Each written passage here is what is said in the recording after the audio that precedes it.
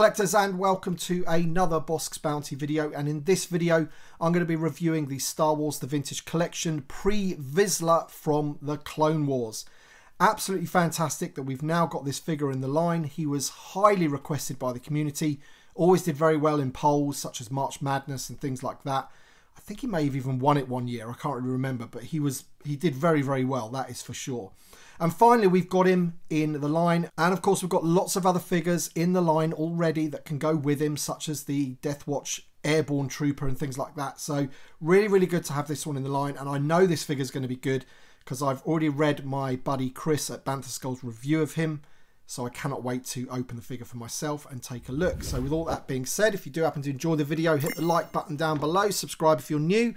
And let's take a look at this card back. So there he is. He's got the helmet on the image on the card back, but in the bubble he has the helmet removed, and it's just by the side of him there. And we have a new style of Darksaber, which I will go into in a second. But that's a pretty good image of Pre Vizsla that they've picked there.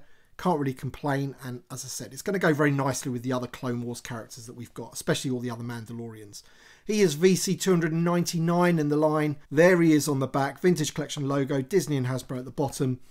So there's not really too much else to say about this. I just want to get it open and check him out, so let's do it. Alright then, so here he is out of the packaging. I've just got him holding the Darksaber there and the helmet underneath his arm, so we can get a good look at the head sculpt. We will look at it in more detail in a second, but you've got to remember that at this moment in time, we do not have Pre Vizsla in any live action show, so the head sculpt is an interpretation of what it would potentially look like based on its appearance in animation, basically, if that kind of makes sense. But obviously the figure itself does reuse parts from other figures, but there is plenty of new on here as well, namely the head sculpt and the helmet, and I think some of the gauntlets are new as well. So there is a lot to like about this figure, but let's get a real close-up look at that head sculpt to see what they've done, because to me, it's looking absolutely fantastic. And there we have it. There's the head sculpt for Pre Vizsla. I mean, it's absolutely stunning.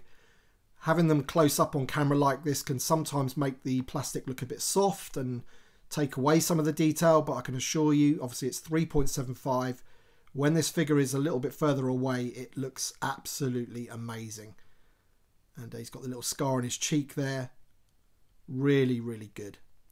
And if we just take a look at the helmet quickly, now he does have a bald head, which does help for the helmet. So let's just put this on because this is going to be a really nice snug fit, and that is absolutely perfect in scale.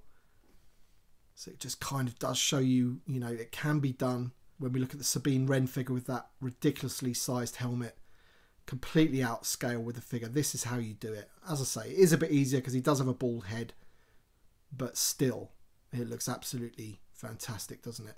Really nice paint apps on the helmet as well. Let's just quickly take that back off again. So just want to have a look at that head sculpt again. Really, really good. So good.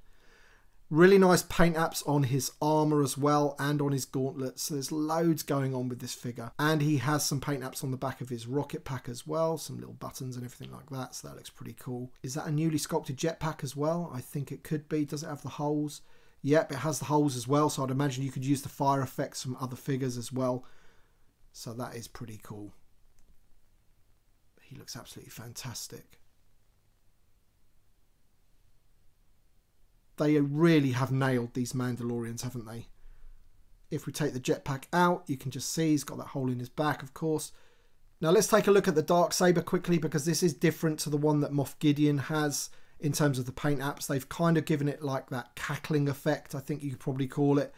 You know, where it's humming away.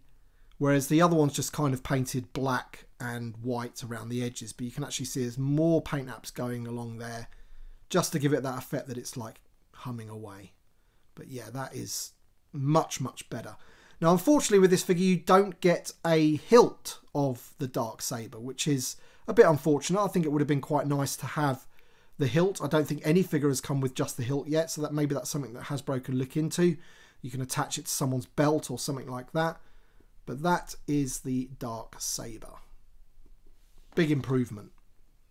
He does come with the two blasters. Now these are very, very similar to what we've had before with the other Mandalorians. The Death Watch Mandalorian and the Super Commando. Things like that. just a bit of black plastic basically, but they do store away into his holsters very nicely, and they do fit into his hands very well as well, because both hands have been sculpted to hold blasters. And unfortunately with the Darksaber, the hand isn't designed to hold the Darksaber, so it is a little bit loose, but he doesn't drop it or anything. It's still pretty good. He just holds the blasters a lot better. Fantastic articulation on this figure as well, as you would expect. The head on a barbell.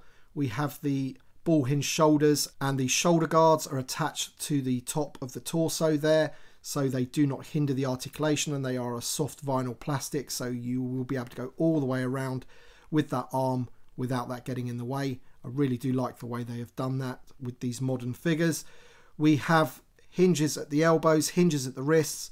We have a torso ball there, but I think there's also a swivel underneath the belt. There is. And then we have the new style hips, split at the thigh. We have the knee joints, and we have the hinge and rocker as well. So these figures just have unbelievable amounts of articulation. Fantastic. Let's just quickly put the helmet back on this figure and get the jetpack on as well, just to give you that full effect. Look at him. He looks awesome, doesn't he?